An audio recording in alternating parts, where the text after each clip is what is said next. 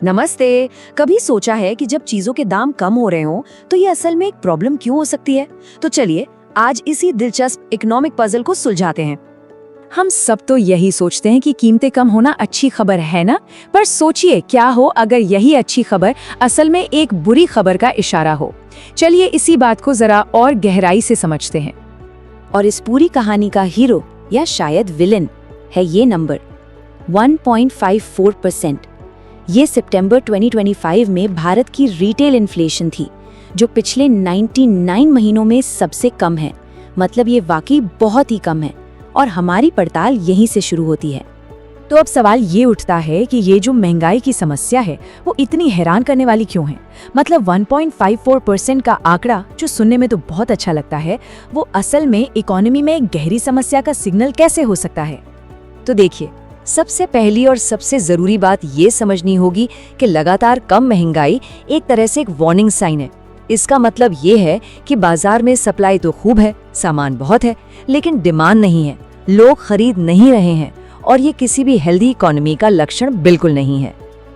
चलिए एक real life example देखते हैं, जैसे कि कपड़े और जूते। इस सेक्टर में महंगाई पिछले 2 साल से लगातार गिर रही है और सितंबर में सिर्फ 2.3% पर आ गई।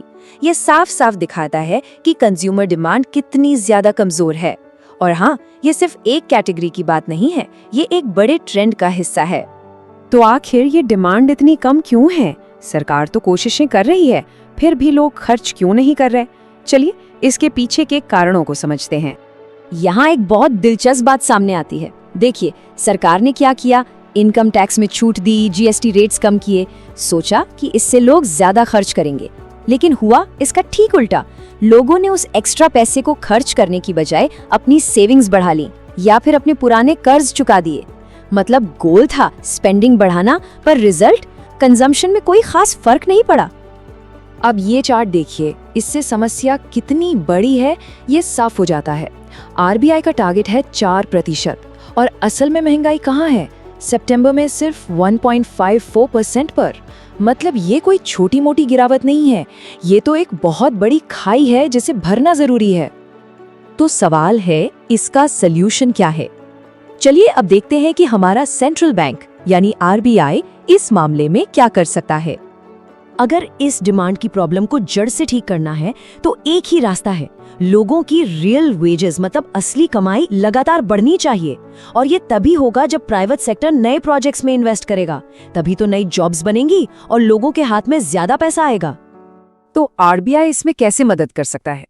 ये एक तरह का चेन रिएक्शन है। समझिए कैसे। स्टेप 1, आरबीआई ब्याज दरें मतलब इंटरेस्ट रेट्स कम करता है। इससे क्या होता है?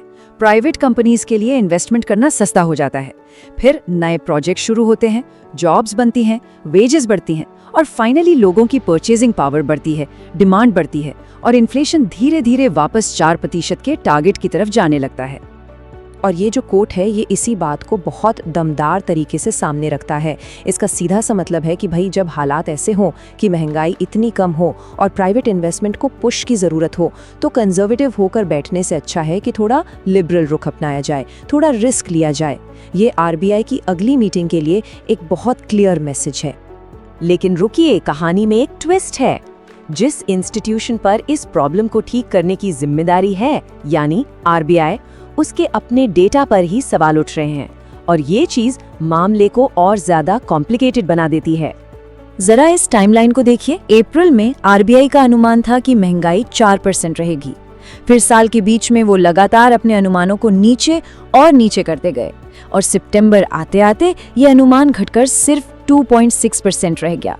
सोचिए, सिर्फ 6 महीने में इतना बड़ा फर्क। अब देखिए, फोरकास्ट में इतना बड़ा बदलाव ये साफ इशारा करता है कि आरबीआई के एस्टिमेशन प्रोसेस में ही शायद कोई बड़ी गड़बड़ है। और ये कोई छोटी मोटी बात नहीं है, क्योंकि इन्फ्लेशन फोरकास्ट करना उनके काम का एक बहुत ही क्रूशियल हिस्सा है। ये एक बड़ी इंस्टीट्यूशनल वीकनेस है जिसे ठीक करना बहुत जरूरी है। और यहीं पर आकर हम एक बहुत बड़े सवाल पर रुक जाते हैं कि आप किसी इकोनॉमी को ठीक कैसे करेंगे जब आपके पास जो नक्शा है वही गलत हो। ये एक बहुत ही कॉम्प्लेक्स डिलेमा है और ये दिखाता है कि इकोनॉमिक मैनेजमेंट असल में कितना ज्यादा चैलेंजिंग हो सकता है। वाकई एक जरूरी सवाल है सोचने के लिए, है ना?